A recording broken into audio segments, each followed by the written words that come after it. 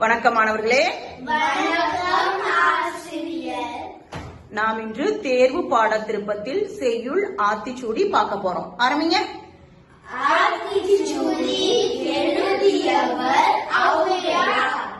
அறம் செய்ய விரும்பு ஆறுவது சினம் இயல்வது வரவே ஈவது விளக்கே உடையது விளம்பே ஊக்கமது கல்வியே ஏழெழுத்து இகழு ஏற்பது இகழ்ச்சி ஐயமிட்டு உன் ஒப்புரவு ஒழுகு ஓடுவது ஒளியே ஔவையார் பேசே அக்கன் சுருக்கேல் அக்கன் சுருக்கேல் தந்தை தாய்ப்பே செய்வன திரும்ப செய் சோம்பி திரியே தேசத்தோடு ஒத்துவா நன்மை கடைவிடி நூல் பழக்கல் நோய்க்கு இளங்கொடே மீனூன் விரும்பேல் மேல் மக்கள் சொற்கேள் வரிகளை